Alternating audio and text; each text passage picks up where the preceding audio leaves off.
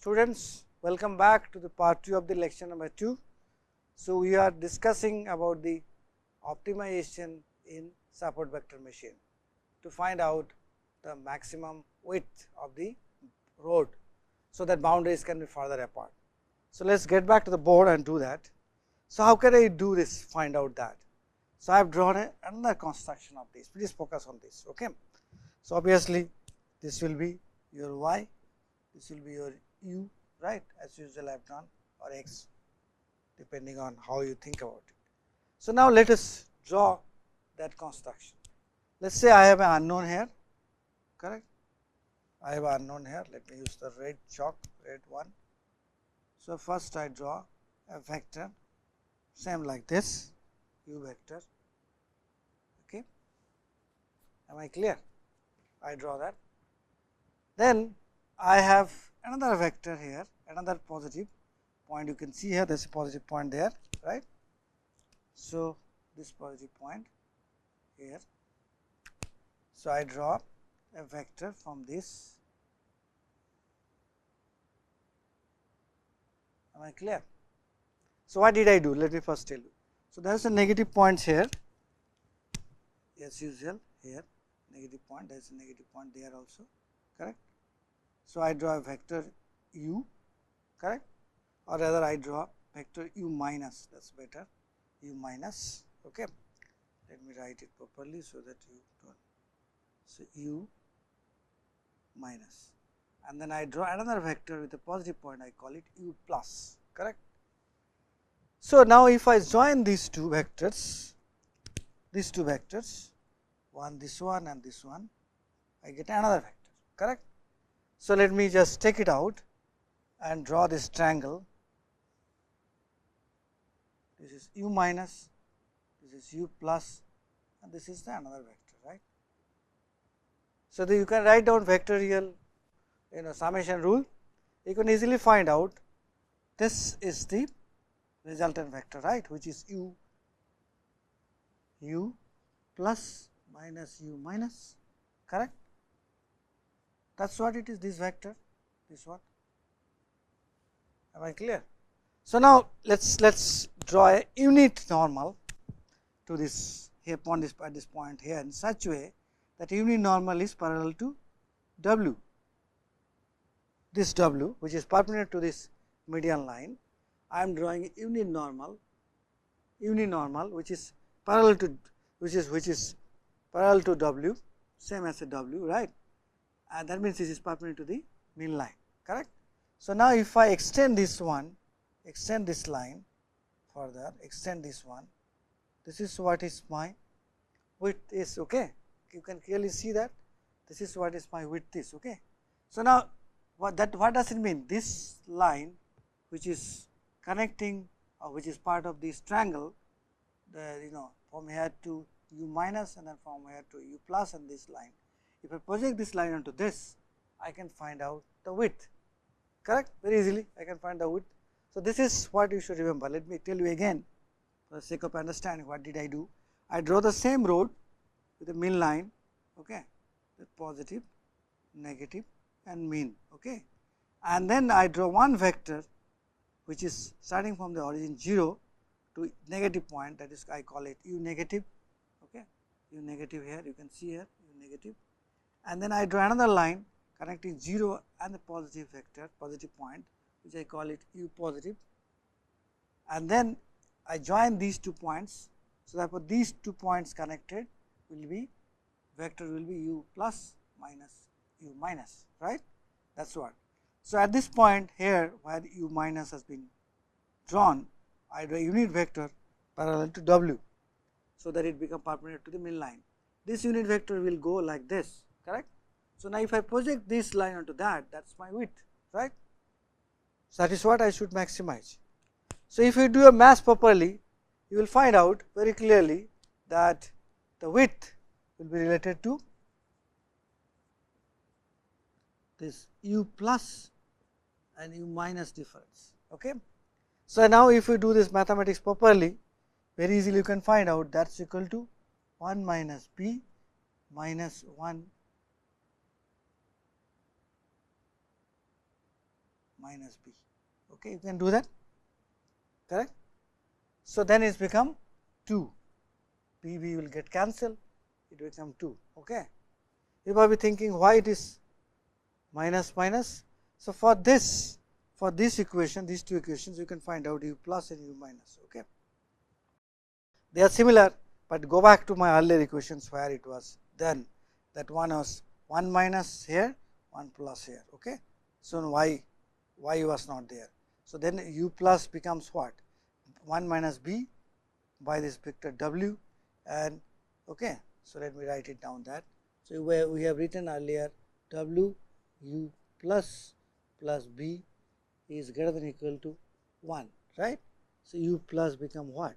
U plus become 1 minus b divided by w bar, right, w vector, right. You can write down 1 minus b by w. Okay. Similarly, if I do the other way, if I say w u minus plus b less than or equal to minus 1. So then u minus become what? U minus become minus 1 minus b divided by w, right. That is why it came like this, 1 minus b from this, 1 minus b minus 1 minus b from this. Okay. So that has become 2, and then if we take care of that w, so that means it will be like this, 2 divided by w, that is the width. Okay. So you can find out that this is the function which you have to maximize. Am I clear? This is a function which you have to maximize. Okay, let me erase all this stuff so that you can understand that this is a function we have to maximize. So we could find out the width very easily this way. So 2 by w, absolute value of w is what is called. So we need to maximize 2 divided by absolute value of w. That is nothing but minimization of w square. Okay, that is what it is.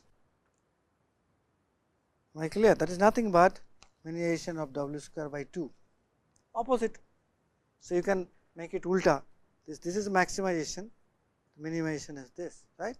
So 2 you do not need to maximize, minimize. So then it become minimization of this function.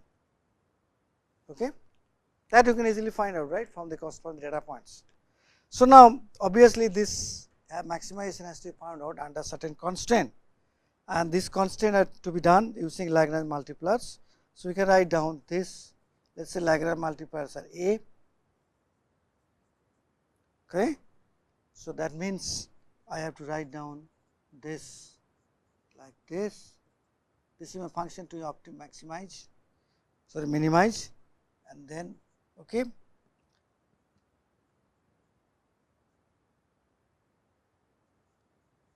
Y, remember this,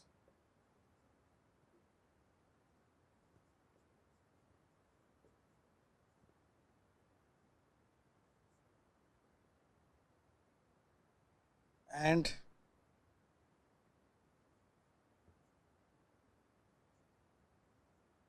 okay.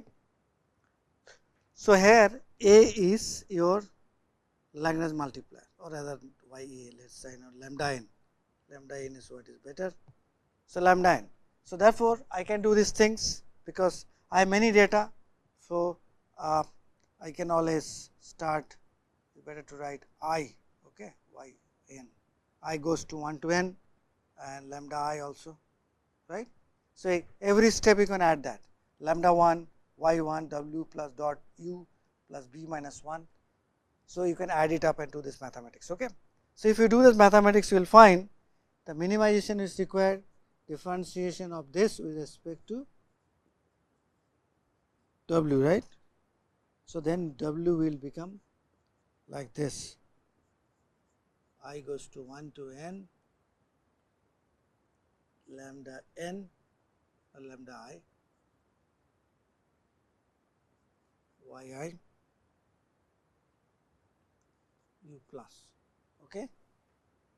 And also another equation we will find out, that is equal to n is equal to 1 to n lambda n y I, sorry, lambda I y I, that is equal to 0. So, from these two equations you can easily find out what is the exact value of y, sorry, w. Okay. So, the mathematics is a little bit involved, quite a lot of steps are there, but you should follow. Even if you have problems, you can follow my lectures, similar topic lecture on AI codes. You can also find out how this can be done.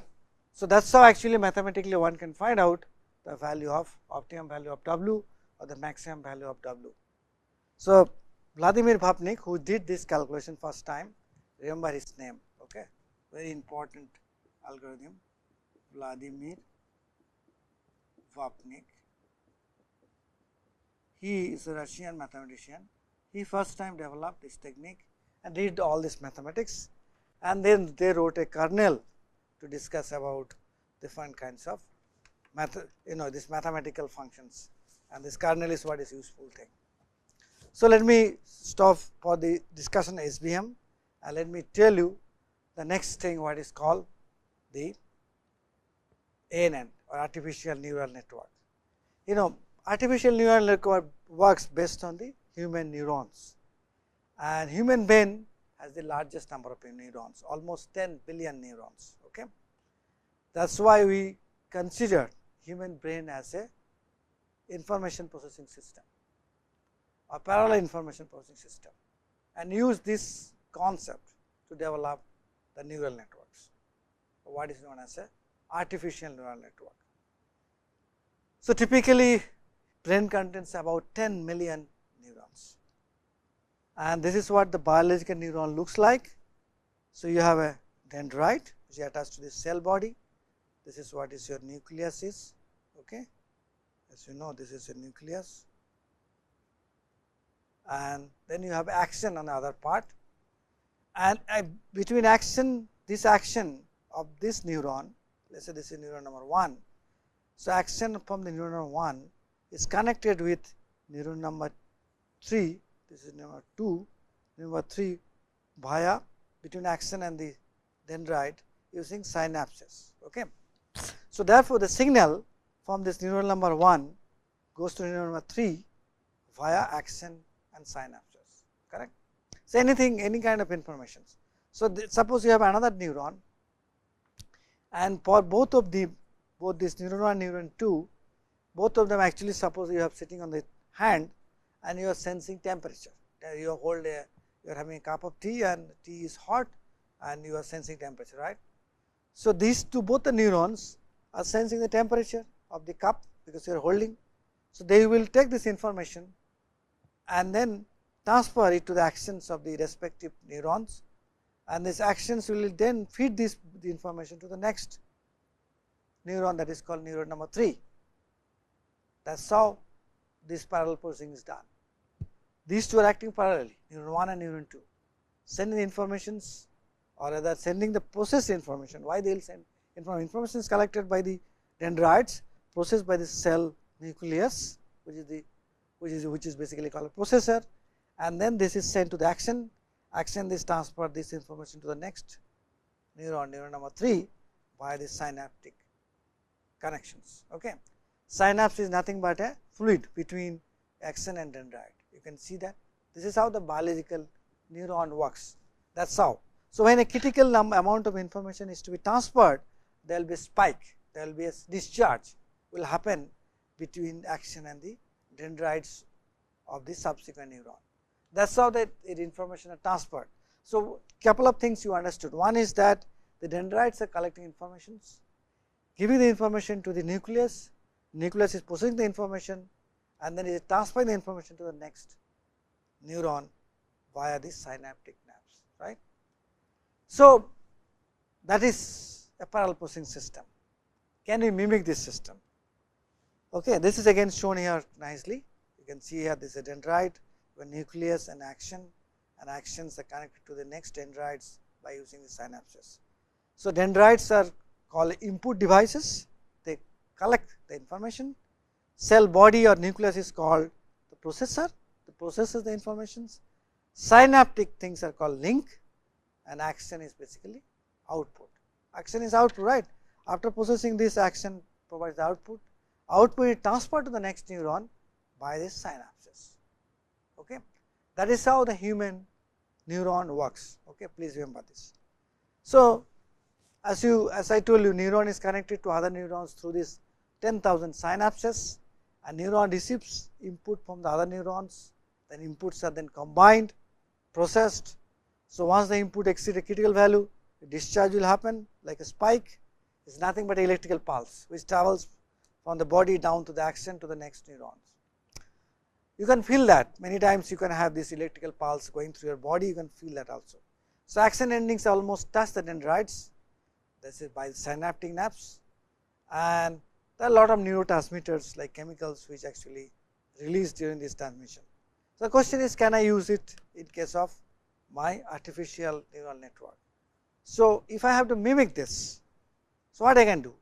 So, I have suppose input variables, input values x0, x1 to xn, correct?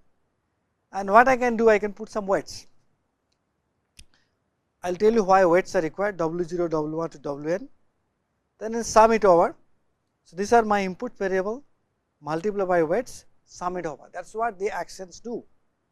And then all these sum it over information are passes to activation functions, that is what the cell body does, and then it is a new output is created, this output is fed to the next neuron. Okay. That is how this artificial neural network works. Okay, very simple. If I have to go back board and tell you, please try to understand that how does it work, because this is very important for the concept of artificial neural network, which you use a lot. In fact, artificial neural network is the base of your deep learning networks. So, what I have? Let us say I have inputs x1, x2, x3 to xn, right, and I am putting some weights. I can put some biases also.